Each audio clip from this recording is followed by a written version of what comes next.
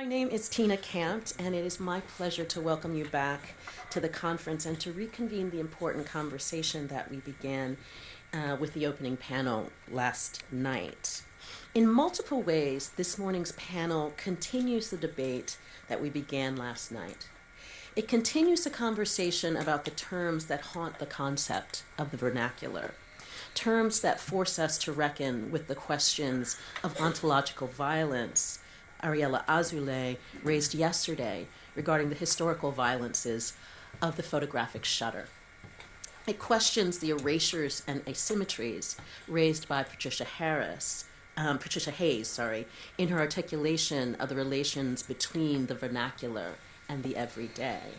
And it returns to the provocation posed by Jeff Batchin and echoed by the rest of the panelists as to whether the term vernacular has the same critical purchase it had years ago at the time of its important intervention. Each of these questions and the complicated debates that underlie them are precisely the questions we wanted to explore when we began our initial discussions about organizing this conference. And I think that I speak for my fellow conveners when I say that we are delighted that we are debating them here and now. The title of this morning's panel is Troubling Portraiture, Photographic Portraits and the Shadow Archive. And it references a concept that lies at the center of the debate that began last night, the Shadow Archive. It would be impossible to stage a conference on vernacular photography without engaging Alan Sekula's foundational critical framework of the Shadow Archive. Our panelists this morning directly engage this imperative, but they take it up with a difference and rethink it in the process. Their papers trouble the concept of the Shadow Archive and its adjacent and constituent terms and assumptions. Like Sekula himself, they trouble the binary apportionment of portraiture as repressive or honorific, as well as the very processes for evaluating the gendered and racialized systems of class designation through which they are constructed. They trouble these binaries by supplementing them with urgent and necessary new terms. More specifically, they challenge the fundamental notions of sovereignty on which both the photographic subject, photographic capture, as well as the relationship between the photographic operator and subject are configured. In many ways, in our discussion online, an alternative title to this panel kind of arose, which is The Politics and Poetics of Vernacular Photographic Capture. For each of the papers we will engage this morning extends an invitation to probe what it means to capture an individual in a photograph. What does it mean to capture a subject in an identification photo? What are the limits and subversions of capture of the repressive mugshot or prison photo? Similarly, what are the limits and subversions of the honorific family portrait, especially when that portrait captures a configuration of family that does not enjoy the sovereign privileges of citizenship, middle class, or whiteness? Can we still understand these images through Sekula's terms? Or what other categories shadow the honorific and the repressive in defining photographic portraiture? These are just some of the array of questions our panelists will probe in their presentations this morning. While the topics of their papers diverge, their work converges on their shared interrogation of what constitutes the Shadow Archive in the contemporary moment. Their photographic subjects are equally diverse and in this way offer a critical assessment of the stakes of vernacular photographic capture, both the shadows of the term vernacular as well as the vicissitudes of capture as captivity, captivation, capitulation, and compulsion, as they have been revised and refracted since Sekula's publication. Here we must also ask what constitutes the Shadow Archive in this particular historical moment. How do race, gender, class, citizenship, and captivity trouble these categories and require us to update the concept of the Shadow Archive in our current moment of excessive vernacular capture, surveillance, and policing? In what ways do our creative and strategic engagements with contemporary vernacular photography signal possible practices of refusal of these dominant modalities of capture? These are some of the questions I look forward to exploring in this morning's presentations, though I am sure they will yield numerous others. So without further delay, I'm going to invite our first panelist to the podium. So rather than introduce them individually, you have their long bios. And so I'm going to follow the lead given to us yesterday by simply welcoming each panel consecutively, and we're going to begin with Nicole Fleetwood.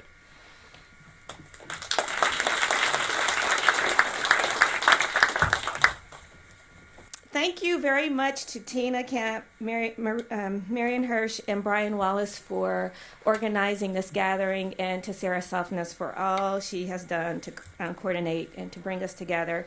I'm really delighted to be here. I also want to thank my fellow panelists, and I'm looking forward to the conversation that we have today. So my talk today grows out of research that I've been doing for the past several years on visual culture, photography, art made in prisons, and about mass incarceration. And the research has culminated in several ways. Partly, I'm not a trained art historian, but I've gotten involved in art historical practices and curating, and so I've archived lots of the work, and I've programmed through exhibitions some of the work. Most recently, it's a collaboration with the Urban Justice Center and the Corrections Accountability Project here in New York, of an exhibit that's up now at the Urban Justice Center of art made by incarcerated people, and it's on display through November. It's open to the public if you're interested in that. The work is specifically about by incarcerated artists commenting on the prison industrial complex and financial investments in prisons. And then earlier this year, I co-curated and edited a collection with Aperture Foundation called Prison Nation, and it looks at the role of photography in documenting mass incarceration. For me, at heart of with all the work I'm doing is not so much about how non-incarcerated people depict incarceration or incarcerated people, but it's really my interest in thinking about and working with a set of images and practices that come out of states of unfreedom made by incarcerated people as practices of connecting with family, of building relationships, and of ultimately envisioning a world that's where we don't put people in humans in cages. And also at stake, I should say, is a critique of how the history of incarceration and alienation of family members disrupt family life for Blacks, Latinos, poor people, immigrants, and gender nonconforming people as part of the practice of nation building in this country. So as in preparation for today's symposium, the panelists were given access to the Walther collection's vernacular images, and I really appreciate being able to see some of these images that the Walther collection has on mugshots. They have a handful of mugshots from the late 19th century and early 20th century. And I want, even though my paper is not going to be actually based around these images, I actually wanted to start with these images to think about the shadow and the haunt of mugshots actually in the work that incarcerated people do.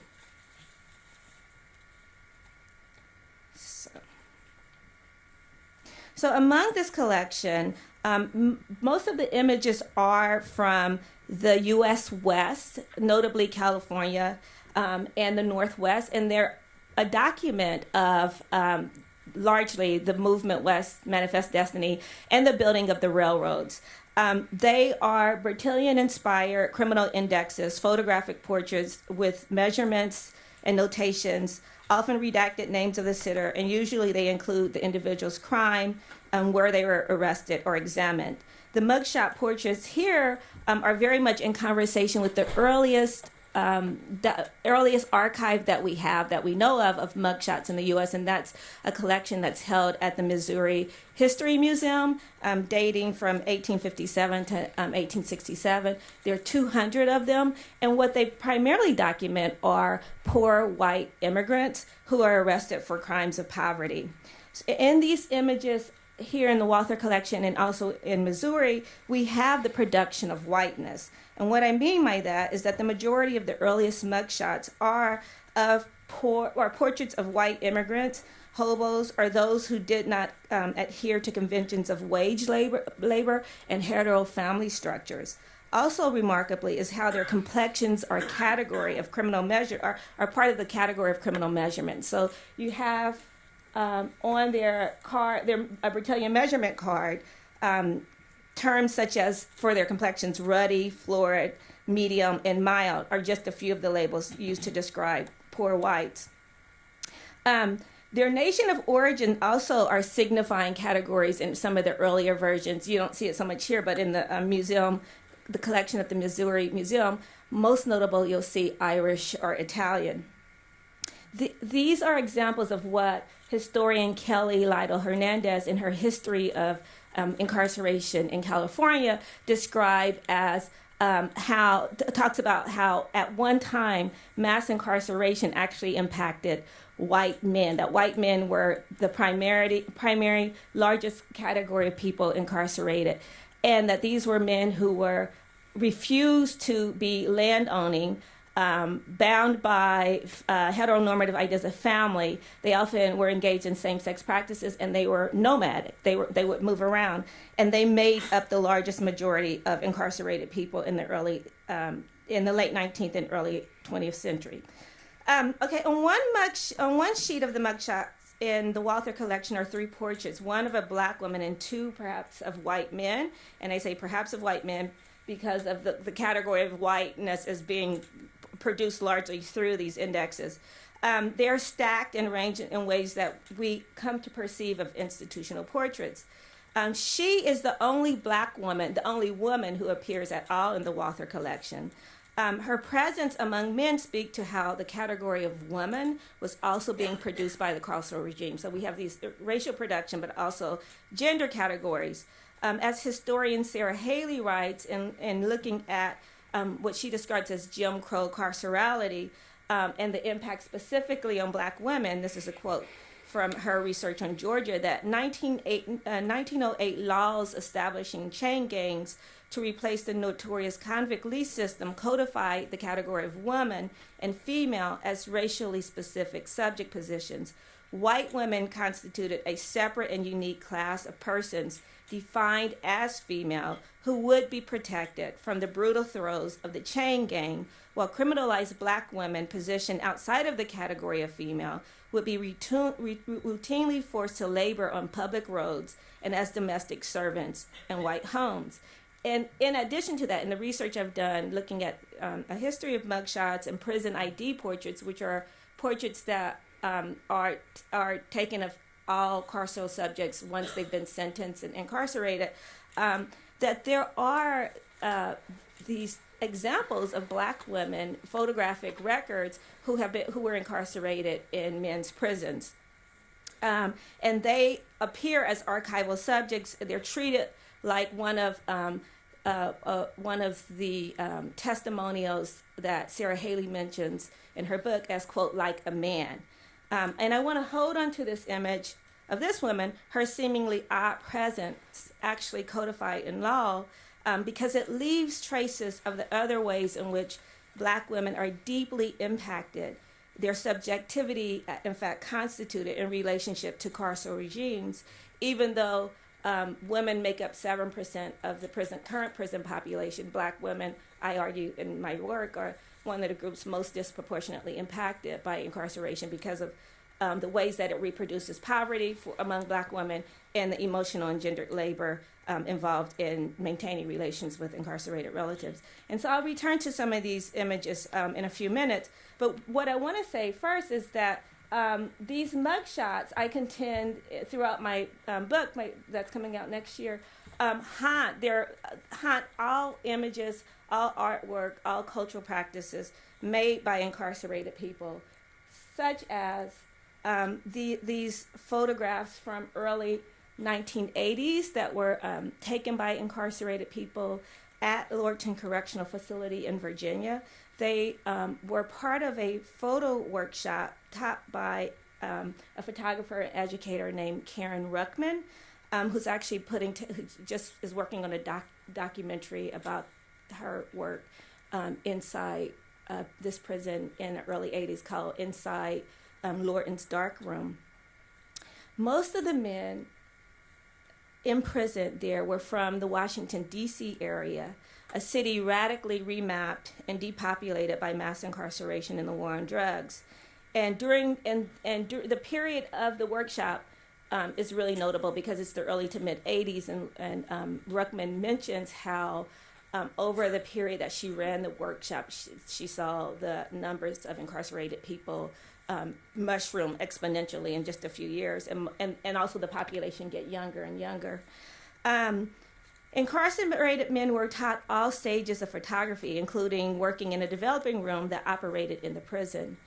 The workshop stopped actually as the population got larger and larger, and the rules governing incarceration got more austere. You see this cutting away of programming and educational opportunities.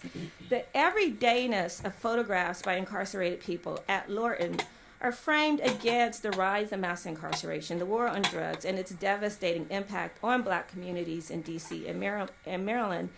And they're also framed around the issues of immobility, surveillance, and violence associated with the institution.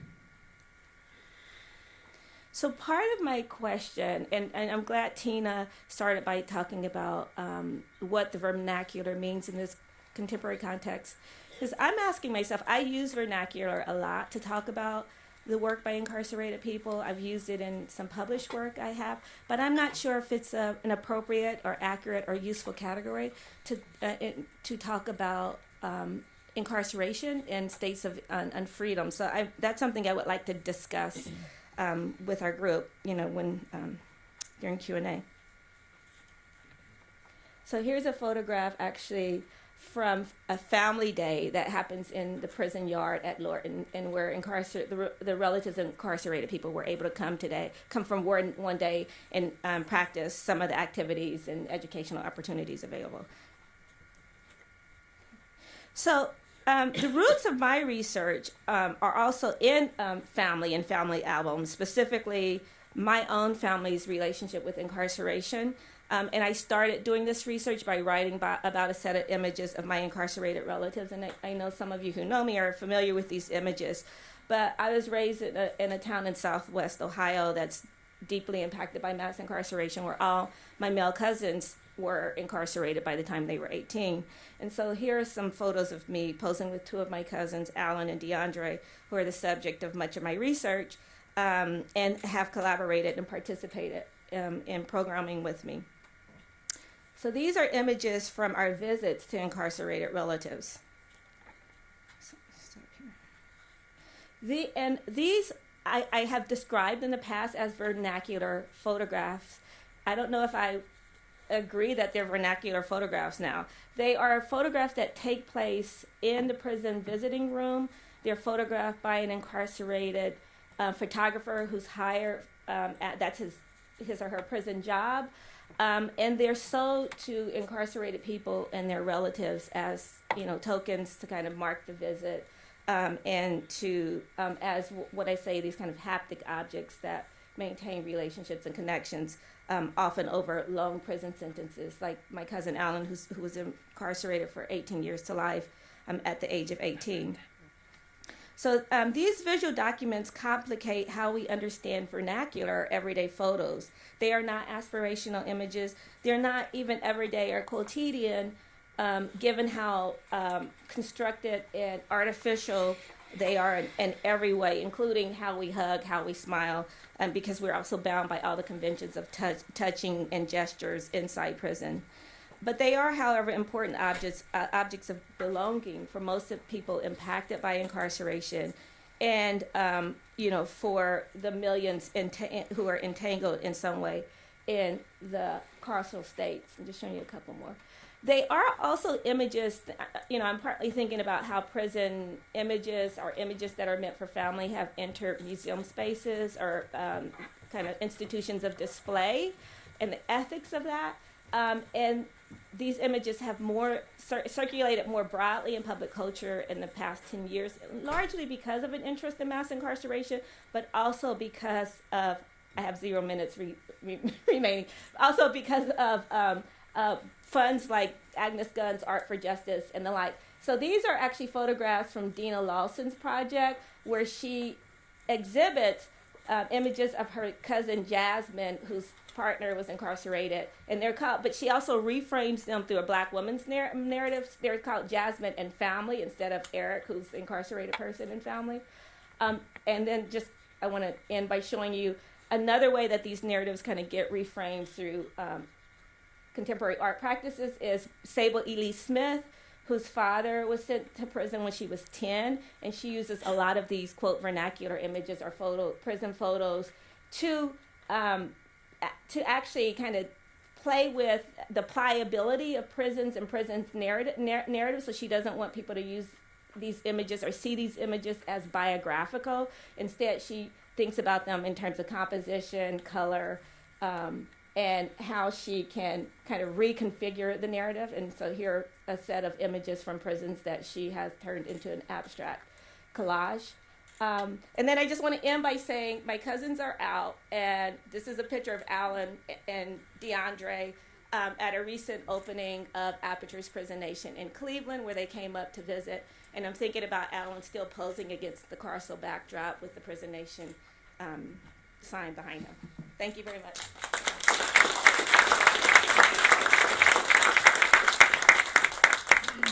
Our next speaker is Lily Cho. Please welcome Lily Cho. Thank you. I would love to be Laura too. So it all worked out. Thank you so much. I do want to echo everyone's thanks to Tina, Mariana, Brian for all of the work they've done in bringing us together for this important conversation. I also want to thank in particular Remy Onabanjo and Sarah Softness for their help in navigating the Walther collection. They just did tremendous work for those of us who are new to the collection. In my presentation today, I'm going to give you a sort of overview and then take you through the images. In my presentation today, I want to explore the vernacular photography in the Walther collection in terms of the relationship between capture, captivity, and captivation. I'm particularly interested in the ways in which the vernacular image is frequently the site of visual captivity, but then how the image itself reemerges as a space that moves dialectically between capture and captivation. Relatedly, I want to understand this relationship between capture, captivity, and captivation as connected to a long history of the use of identification photography for producing non-citizens.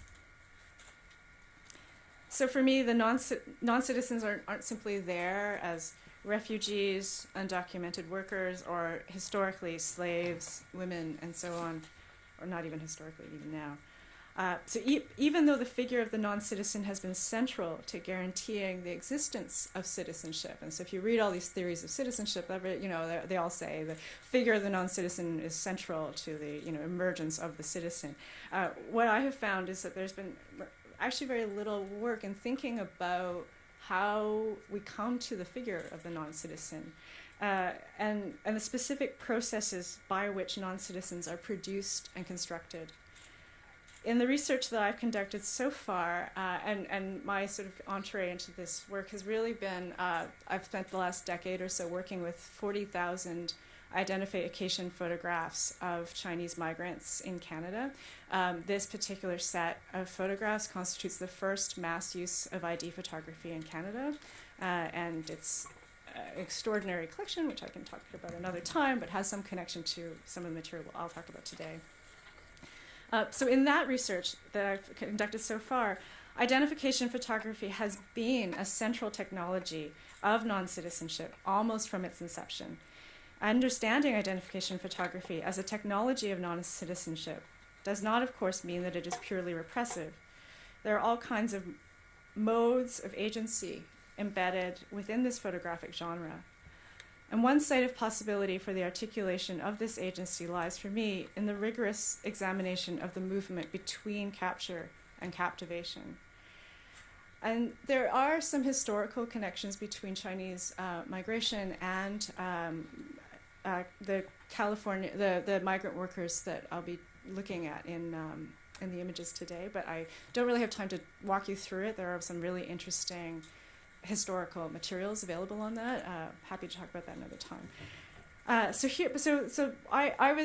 was asked to think about some of the images in the collection related to the migrant series in the Walther collection, and I really spent a lot of time with them and a lot of intense.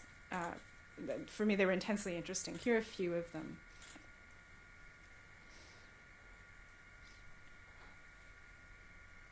So there are a few obvious things. Even though these images have clearly been made within the genre of identification photography, right? Front-facing, plain backdrop, flat light, subjects indexed to identification numbers, they are also curiously lacking in one major element of identification portraiture, the names of their subjects. We have bodies and faces and numbers written on white cards and held up at chest level most of the time, but no names, not one. Right from the start, as identification photographs, the images in the migrant series beget more questions than most. And there is, I'm, at some point I'd love to talk to Sarah or Brian about how you construct the metadata for the images you have, because I did find the information interesting. I was given, and I hope it's okay that I share this, the details on the migrant series. Oh, sorry, I'm going to give you a few close-ups. Sorry. So here are a few close-ups.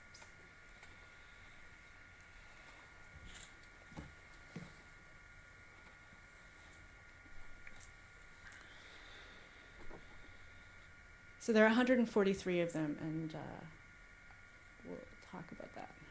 So here is the information on the series that came with some the supplementary information that I was given that came with this series. So 114 sequentially numbered, though some numbers are missing. The only ones not scanned are the 5 dupes and 1 alternate image. Is this Arthur? I don't know who the I is in this. I meant to ask. I know pretty much nothing about the images. I bought them from a dealer on the West Coast. I think the fact that they are migrant workers working in some sort of agricultural area is a pretty solid guess. The names on the hats of some of those depicted indicate California agribusiness concerns. There's obviously no guarantee that the men and women depicted actually worked for that concern. They're all 4x6 color commercial printed snapshots, my guess. It's from the 90s or very early 2000s. So that's some information. But of course, it's information that as a researcher, and you really just as a viewer coming to these images in a first instance, you probably, you read this and you think, whoa, I need a lot more, right? I really want to know a lot more about what's happening here. And I think that tension between the aporia of information available on a lot of vernacular, or what we might call vernacular images, or images of capture, or even identification photos, and the tension with the profound amount of information you do get is something that's worth thinking about and teasing apart. So even with the images that I work with in my own normal research, I have a lot of information, but there's also a lot I don't know. I don't know who the photographer is. Right, I don't know where the studios are. One of the things about these images is that they're so provocative, but they also are partly provocative because they, for me, demand the kind of wild, just a wild set of questions. So in contrast to the howling absence of information in the migrant series, there are the G&G Precision Employee ID cards that Brian showed the badges yesterday, but the Walther collection also has the actual ID cards. So the G&G Precision workers, G&G Precision still operates today. I went and looked up their company website. They are steel manufacturers. They still carry on the work that we see captured here. The Walther collection has a number of these. I'm only going to show you a few. But I just wanted you to get a sense of how much information you get in these, in contrast to the migrant series. Right? So these are employee ID cards, and yet you have biometric information, right? You have height and weight and eye color and hair color. You have signature and counter signature from, I think, a managerial figure. You have citizenship status. I did go through every one of the ID cards that I was given to look at, and I didn't find a single non-citizen in the G&G series. So if there are some, I didn't see them, but I did go through them all. So it's like for me, it was so great to have a sense of just these wild differences in terms of how we understand labor and the tracking of the laboring body in relation to ideas of capture.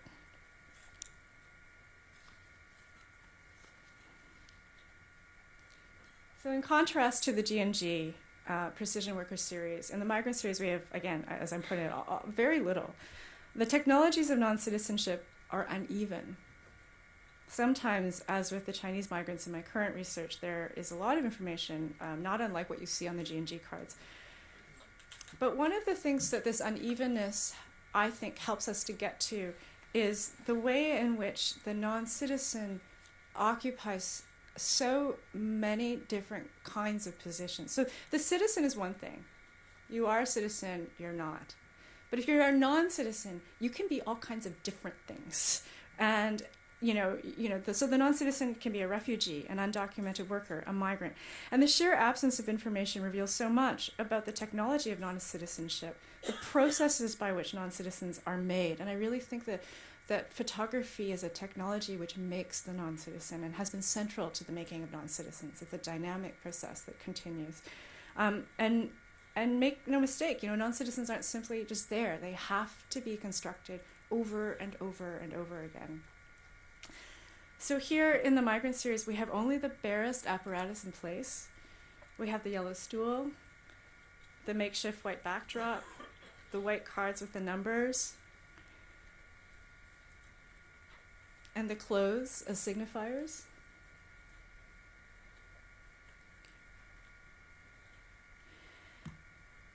But these things, so in terms of capture, these things that repeat, the yellow stool, the white sheet, the cards, I want to suggest function as a kind of trap, and I'll clarify that. So I think of them as a trap in terms of the infrastructure of photographic capture with the intention to entrap. Indeed, the identification photograph is a trap. The objective of the trap is to entice prey into a structure which then closes in on itself.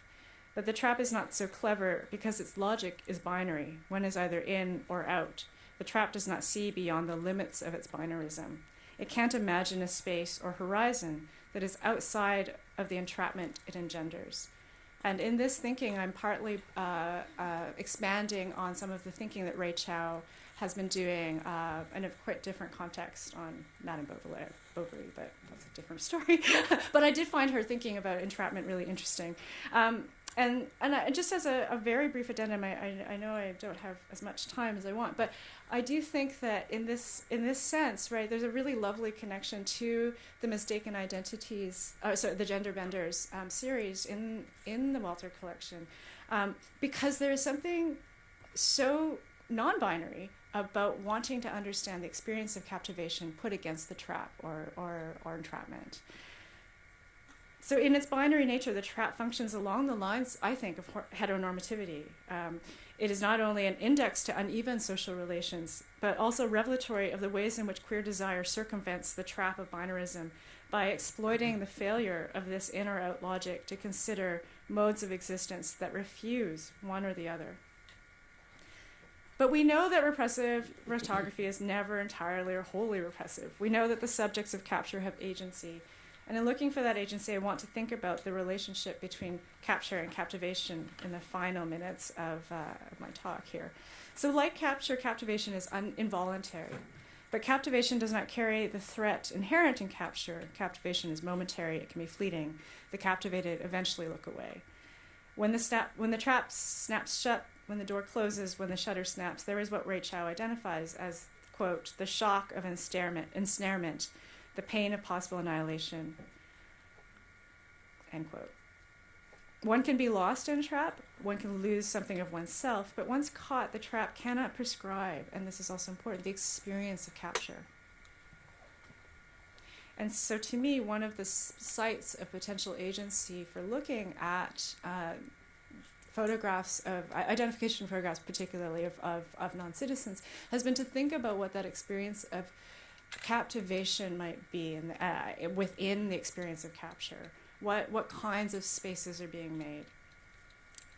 I'm going to skip the quote. Captivation is unstable. It can turn in a moment. And instability and unruliness are as much a part of captivation as the breathless stillness of beholding something beautiful. Captivation is, and here I'm going to quote from Ray Chow again, a collaboration of intensities, sensuous and imaginary, end quote. It is also what remains when the captured subject is deep in the instability of the experience of entrapment. The captivated are both those within the photograph and those who behold it. Captivation as an experience moves across the categories of captive and captor. And so, I want to close by looking at returning back to the migrant series. We look, and I really think it's hard to look away. When we do, we know that we have seen something, even if we do not always know what. A particular look, a smile,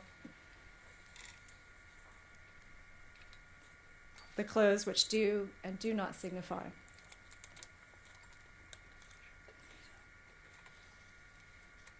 But the captor cannot know the experience of the captive.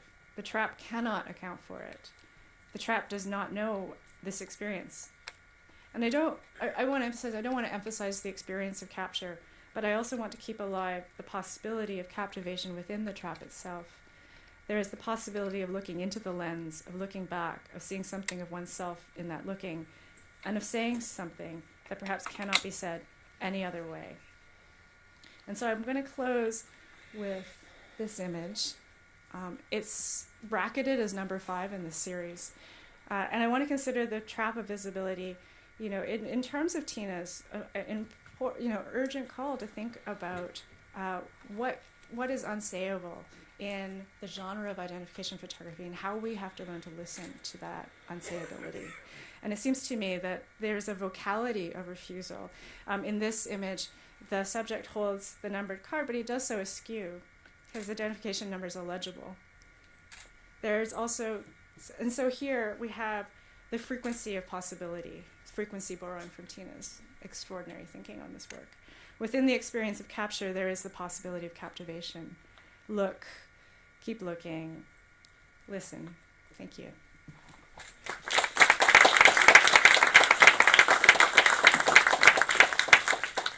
And our next speaker is Ali Behdad. Thank you very much, the organizers, for inviting me. I'm not going to name you all. It's been wonderful. I'm very honored to be here. Let me just a couple qualifications. My paper might already be belated. I'm in the business of belatedness. But given our discussions yesterday, so I apologize for that.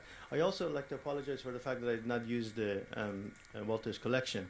I'm one of those people who needs to work on something for a little bit for some time before I can write about it. I tell people that I need a little bit more time to do it. But the good citizen that I am, I did address all of them, imagining the everyday life, vernacular photography, which I believe that there is actually a category of vernacular photography, and portraiture, which was the topic of this. So without further ado, I would like to read you, and I think my paper should be 15 minutes. I think I timed it. After all these years of being an academic, I still kind of think. How can photography be restored to its own history? And how can we ensure that this history will be both materially grounded and conceptually expansive, just like the medium itself? Asks Jeffrey Batchen. The place to start in answering these compelling questions, he maintains, is what has always been excluded from photography's history, namely ordinary photographs, the photographs that preoccupy the home and the heart, but rarely museums or the academy. Batchen argues persuasively that historians of photography have no choice but to ignore the vernacular photographs, because to deal with it directly would be to reveal the shadow sacred artifice of their historical judgment and of the notion of artwork on which it is based. These are all quotations from him, incidentally. Put otherwise, in calling for an engagement with vernacular photography, particularly in the context of the domestic space, Bachin hopes to introduce a material historical approach to photography that moves beyond the formalistic art historical narrative of photography's history. Bachin is right, of course, to draw attention to this lacuna in photography's history.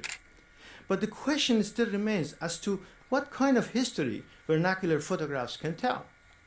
Does vernacular photography offer a resistant history, one that renders obsolete the traditional narrative of photography's history? And do vernacular photographs themselves maintain an oppositional relation to what Alan Sekula has described as photography's honorific and repressive functions? Post-colonial historians of photography have tended to answer these questions in the affirmative. For example, in his anthropological study of contemporary Indian portrait photography from Nagda region, Christopher Pinney has suggested that vernacular photographic traditions could creatively deform the geometrical spatialization of colonial worlds, unquote, and give rise to what he calls vernacular modernism. Photographic portraits of Nagda people, he has argued, are neither about identification nor surveillance, but about the, quote, manipulation of a repertoire of signs signifying possible states of being. Unlike their European counterparts, these images do not seek to impose a category of identity plucked from a pre-existing structure, but rather emerge as a creative space in which new aspirant identities and persona can be conjured. Other critics, like Stephen Sprague, Deborah Poole, and Heike Barnard, have made similar arguments about the oppositional possibilities of vernacular photography in the context of Yoruba portrait photography, early 20th century photographic portraited in Peru, and Likoni ferry photographs in Kenya, respectively. While Pinney's and Bachin's and these critics' contribution to the study of photography's other histories are salutary, these and other post-colonial critics problematically posit an oppositional view of vernacular photography as the return of the repressed. For Bachin, for example, vernacular photography, at least until yesterday, is the absent presence that determines this medium's historical and physical identity. Similarly, according to Pinney, vernacular photography in India and Africa constitutes a form of visual decolonization and a provincializing strategy by relocating the historical agency and centrality of Western representational practices in a new space, that of a non-metropolitan photographic practitioners whose refusal of a certain form of signification owes more to an ethical, political distaste of the totalizing schema and imprisoning referentiality than a reading of Clement Greenberg. In my talk today, I want to put pressure on these celebratory views of vernacular photography by exploring the ways in which ordinary photographs of everyday life can also project ideologically problematic forms of class and gender identities, something that now Bachin seems to agree with. Although Bachin is correct in claiming that any study of vernacular photograph must, of course, trace the presence of the past, but as an erasure, an absent presence fissured through and through by differences and contradictions that motivating the object in the present, such a critical task may not always lead to a discovery of oppositional form of photographic representation, nor would it necessarily yield a radically different history of photography. In one of my research trips to Iran, my mother, who had been following my research interest in photography with skeptical curiosity, gave me several boxes of dry gelatin glass plates and a few original prints dating back to the early 20th century. The plates and the photographs, which she had kept in an old chest in our basement since her family's home in the city of Sabzawar, had been demolished to build a new apartment building, belonged to my grandfather, who she told me was one of the first people in Sabzawar, small town, to take amateur photographs of his family and friends. Although I knew my grandfather was a mutajaddid, a non-traditionalist man, I was never told by anyone in my family that he dabbled in photography when he was younger, a kind of a shadow figure in this way. Nor did I know about the early appearance of amateur photography in small Iranian provincial towns until then. My mother later shared with me that my grandfather, who learned photography from a teacher from Azerbaijan, had taken many photographs of his family, including portraits of my religious grandmother posing without the hijab. But somehow the family had no traces of these images, even though my mother was certain that they had at one time existed. After an artist friend developed positive prints from the glass plates when I returned to Los Angeles, I was struck by the absence of my grandmother, and indeed female family members in my in the entire collection of photographs. Indeed, an entire collection featured only my grandfather and other male family members and friends posing individually or in groups. It seemed that a concerted effort had been made either to shield women from the gaze of the camera, or at one point images of women have been destroyed. Not only there were no traces of photographs of my grandmother or any other female family members, including my mom and her sisters, in the collection, but a plate in which,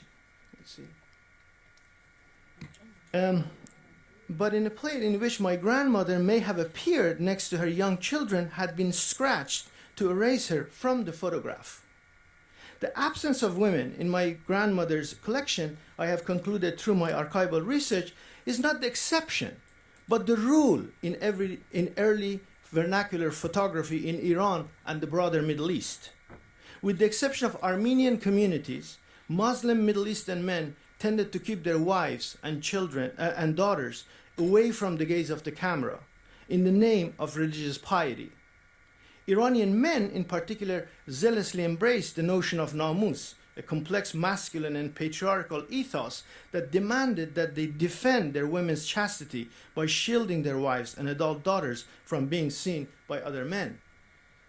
While forbidding their wives and adult daughters to be photographed, bourgeois men in the Middle East, however, regularly photographed themselves and frequented professional studios to have their portraits taken, almost always in honorific fashion or poses. In my grandfather's collection, for example, he and other male members of the family and friends appear in individual and group portraits, often in erect and serious poses, to convey a sense of piety and grandeur. Instead of sitting on traditional Persian rugs, as was the custom at the time, the men almost always sit on chairs with such technological symbol of progress as clock, guns, binoculars, bicycles, and cars to underscore their access to these signifiers of privilege and power. As in the European tradition of photographic portraiture, my grandfather's photographs speak to the dialectics of the inner and the outer, the individual and the community, the psychological and the social. In the following photograph, for example, for a little bit later, my grandfather's serious expression, his rigid pose, calm demeanor, and melancholic expression convey his inner self as much as they represent his social status as a distinguished and ethical merchant. The portrait, John Tack has argued, is a sign whose purpose is both the description of an individual and the inscription of social identity. At the same time, he posits, it is also a commodity, a luxury, an adornment, ownership of which itself confers status. That my grandfather is sitting on a chair instead of a carpet and is dressed in a European-style suit and hat posing in front of the white sheet that blocks any sense of his domestic surrounding or external references speak to a desire for self-fashioning as a modern figure. Idealization of the sitter in this instant is not a means of escape, but an affirmation of his privileged bourgeois self. In other words, photographic representation offered middle-class men with the means to conjure an image of modern subjectivity. In the absence of any reference to his social and familial context, my grandfather's portrait is meant to foreground individualism, modernity, and progress, values associated at the time with the West. Although my grandfather's adoption of Western fashion and self-representation should not be viewed as a passive form of imitation, it nonetheless underscores how such indigenous representation of bourgeois self were aimed to emulate European notion of modernity and progress. Emulation of Western modernity are most evident in awkward inclusions of objects such as clock, binoculars, and European furniture in portrait photography. These examples that I'm showing you here are of how such technological devices were included in individual group portraits to highlight the social class and modernize subjectivity of men. The clock in the first and third photograph, in this one, and the binocular in the second one, are meant to demonstrate the sitter's access to these symbols of progress, thus highlighting not only their privileged social status, but also their modern subjectivity. In these images, the sitters aim to distinguish themselves from subaltern classes by underscoring their access not only to modern technological devices, but also to the very means of photographic self-representation, as is demonstrated by the inclusion of the previously taken photographs in the photograph. The presence of photograph in the photograph underscores the sitter's understanding of photographic image as luxury, the expression of which confers social status. Still, as examples of portrait photographic grafting, these images do not merely mimic Western iconography. The handwritten text or the Persian carpets in these photographs are contextual references that mark them as Iranian. The inclusion of these elements speaks to the desire to fashion an indigenous mode of self-representation that is culturally unique, aesthetically particular, and visually legible to local audience. Nonetheless, the prominence of the clock in the middle of the first and third photograph, and that of binocular in the second, foreground the centrality of the West in representation of male subjectivity in this case. While the first and third images, the European clock links the sitter with the Western temporality, the binocular in the second associates the sitter with Western technologies of visibility.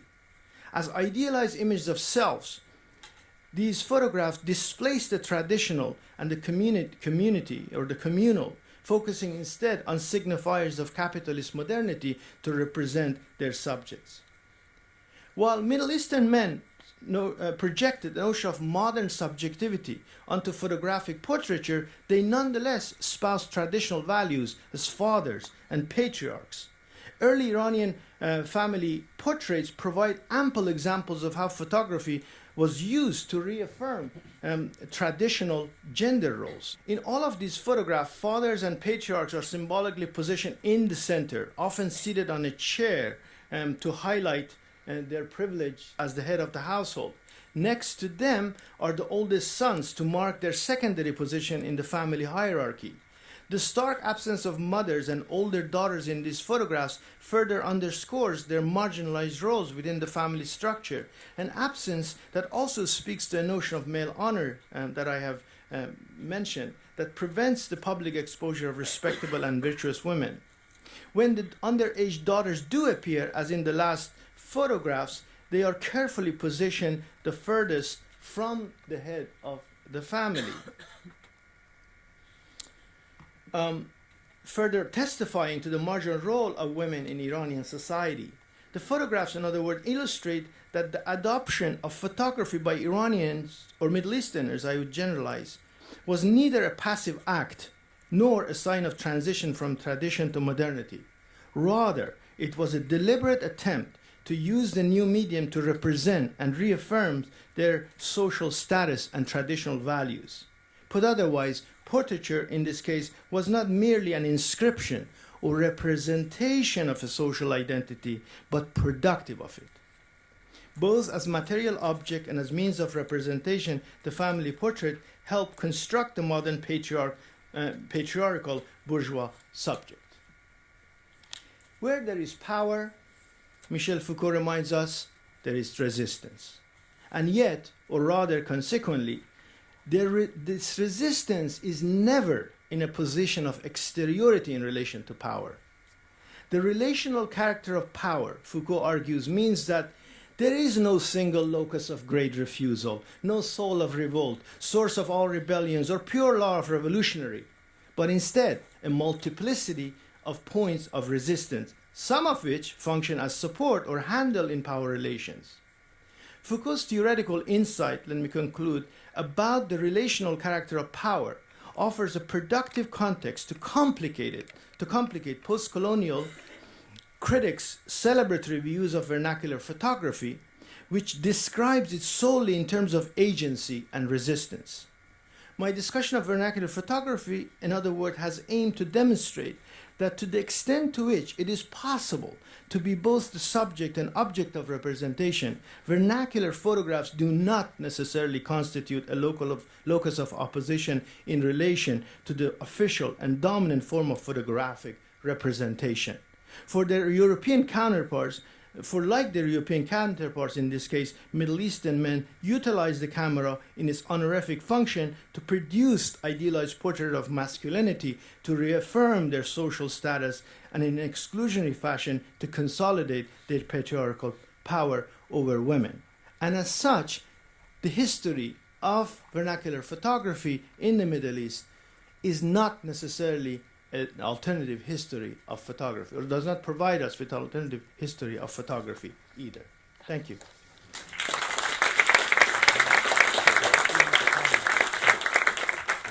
And our final speaker is Laura Wexler. Thank you, and I still want to thank Tina Campt and Marianne Hirsch and Brian Wallace and Sarah Softness and everybody else who's made this occasion possible for us to have this discussion, which is really getting intensely fascinating. Is it? Yeah. Oh, okay. So, and I have to say that I flew in, I had a kind of collision of schedules, and I flew in last night. I arrived at 1:30 in the morning from St. Louis, and so therefore I missed what is a discussion that I'm actually partaking in, as you will see. And so I'm a little bit, I'm elated in the sense that I don't exactly know what you already talked about, but I'm going to add my 2 cents, and we'll see about it. So here's a quote from Barthes.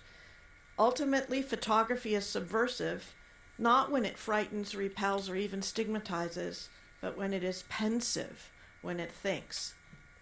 So, thought I, what is the origin of the word vernacular? And you'll recognize this, I think. Oops, I can't.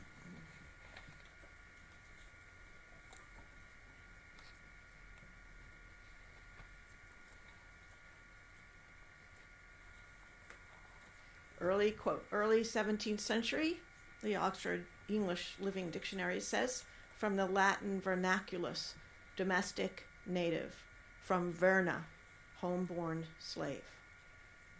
According to Merriam-Webster, vernacular was brought into the English language as early as 1601 from the Latin vernaculus, native, which had been in figurative use in classical Latin as, quote, national and domestic, having originally been derived from vernus and verna, a male and female or female slave, respectively, born in the house rather than abroad.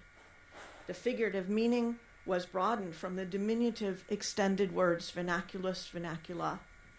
Varro, the classic Latin grammarian, used the term vocabula vernacula, terme de la langue nationale, or vocabulary of the national language, as opposed to foreign words, unquote. Our associations to the vernacular are now very often to the everyday, to the ordinary, to the resistant realm of domesticity, comfort, familiarity, ease. But the dictionary references slavery. The vernum is the national or the homeborn slave. Thus, rather surprisingly to me, the vernacular is that which is owned by the slave power. The vernacular is the materialization of force, of bondage and servitude. It is the fruit of an intimate, homeborn oppression. It is the distinction of nation, and it is what maintains the national distinction in the prison house of a national language. The vernacular is quite literally the master's tool. I am thinking thus less about how vernacular photography configures our particular apprehension of the ordinary, which clearly it does, to, quote, shape, sort, segregate, and categorize citizens based on occupation, social group, body type, or political affiliation. Rather, I am wondering about how all this labor the vernacular does to seize the ordinary has been rendered unspeakable and opaque. Benjamin speaks of the potential of photography as a release from the boredom of the everyday. Quote Benjamin, "Our taverns and our metropolitan streets, our offices and our furnished rooms, our railroad stations and our factories appeared to have us locked up hopelessly. Then came the film and burst this prison world asunder by the dynamite of the tenth of a second, so that now, in the midst of its far-flung ruins and debris, we calmly and adventurously go traveling." Unquote. But Benjamin, dare we say, has got it wrong, it seems. It seems to be the other way around. We should no longer hope that photography will serve, as Benjamin puts it in his thesis on the philosophy of history, as our guide, flaring up to illuminate a moment of danger. Rather, it is our lockup that the vernacular photograph helps deliver. That photography with which we have an intimate everyday relation is what does the dirty work. So in what does this violence consist? I would argue that it has something to do with the kind of time that a photograph creates. That is to say, a before and an after. Once there is a photograph, there is an event. The viewer says, something has happened, but nothing has happened to her. What has really happened is a change in the relationship between the photographed subject and those who authored it.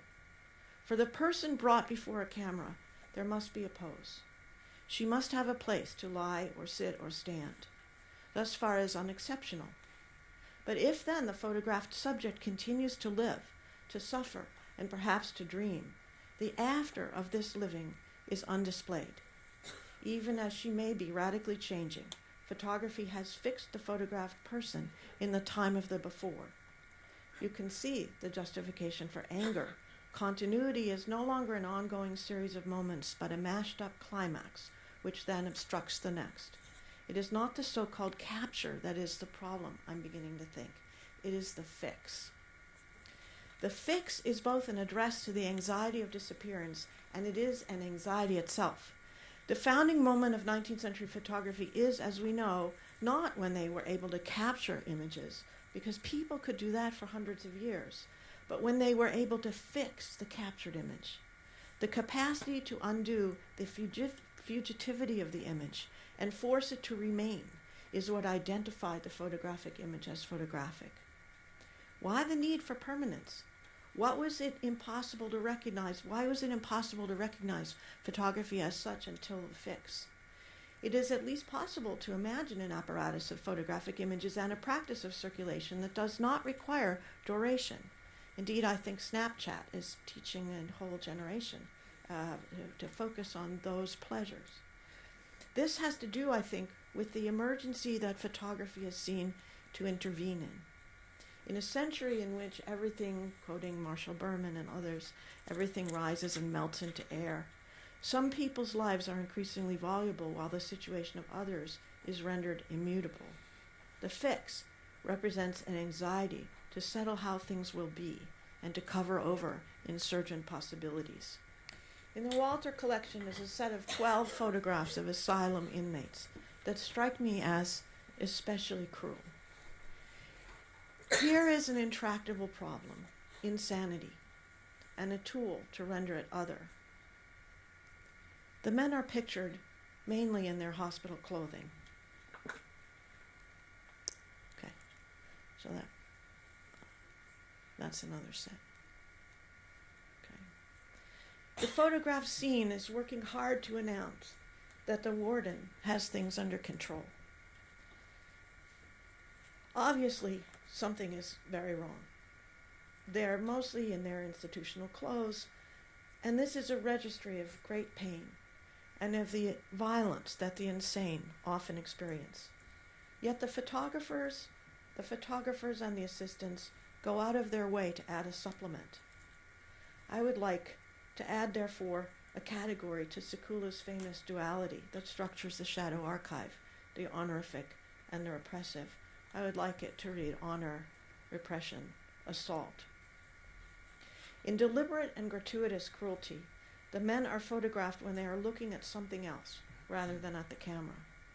Of course, we cannot know for sure, but it seems that they have been deliberately distracted by something that is calling for their attention above and to the side.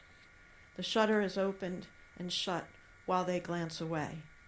Like the technique of photographing infants by waving a toy, this is a way of orchestrating the gaze, but the infant sees a toy that lines up with the gaze of the lens, so that an illusion of interiority and intersubjectivity takes place. Here, just the opposite. The men in the asylum are denied what a moment before and a moment after they are perfectly capable of doing.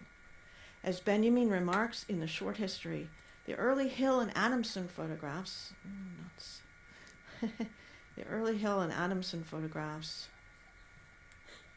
portray an interiority so intense, so shy of the camera, quoting Benjamin, that Hill's models were not all that far from the truth when they said they felt the phenomenon of photography still to be a great mysterious experience, even if this feeling was no more than the consciousness of standing in front of an instrument which in the briefest space of time could produce a picture of the invisible surrounding world which did appear to them as alive and real as nature itself.